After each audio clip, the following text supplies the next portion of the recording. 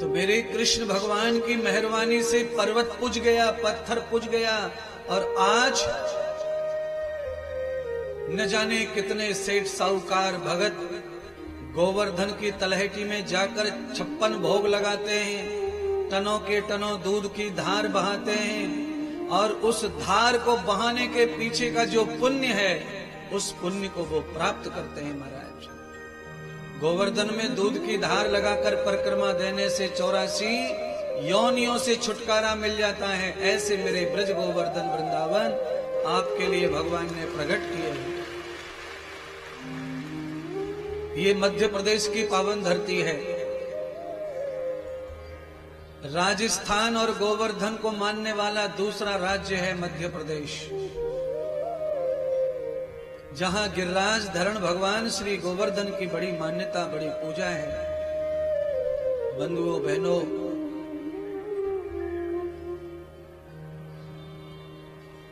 हर पूजा के पीछे कोई न कोई कहानी है, राज है।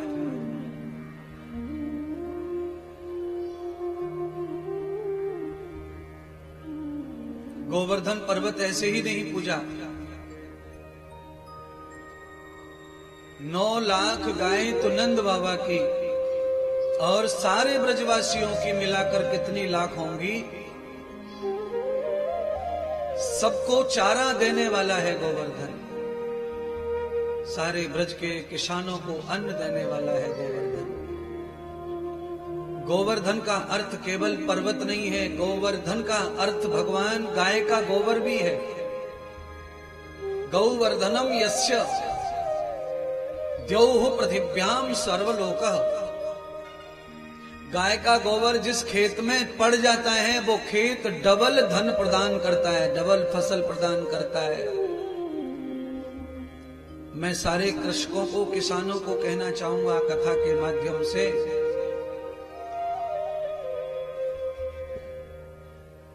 आप इतना यूरिया डालते हैं, डीएपी डालते हैं, इतनी दवाइयां छिड़कते हैं।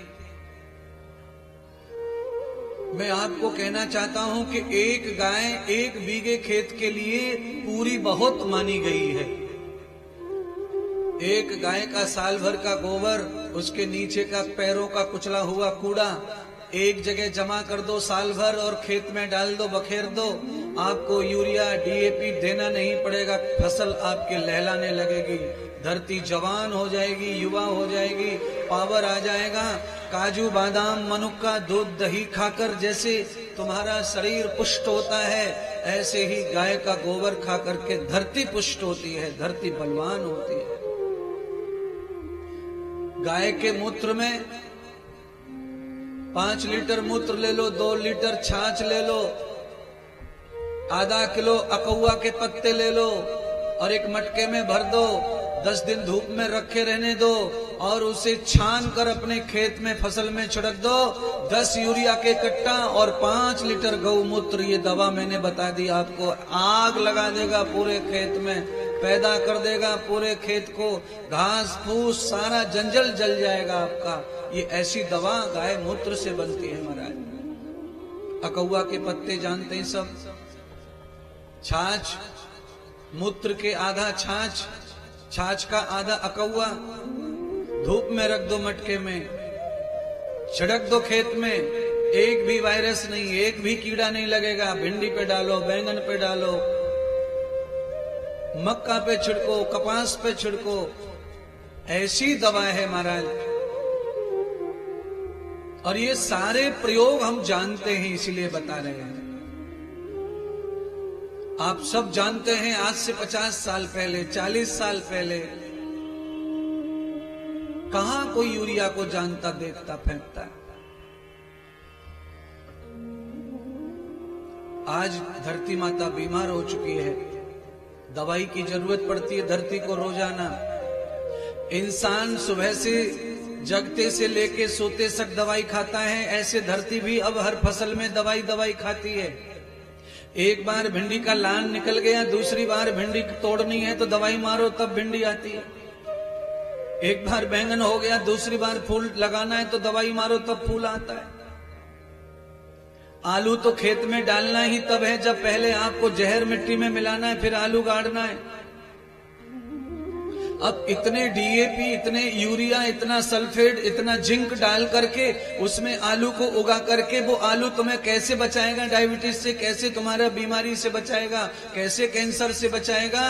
दुनिया भर का कैंसर आलू में, मिट्टी में ही डाला जा रहा है। आपको ये कथा बचाने के लिए आई है पूरे देश को। भागवत को अपनाओ, गौ को अपनाओ, गौमूत्र, गौ गोबर को अपनाओ। तालियां बजाने से केवल काम नहीं चलेगा, अपने घर वालों को समझाओ।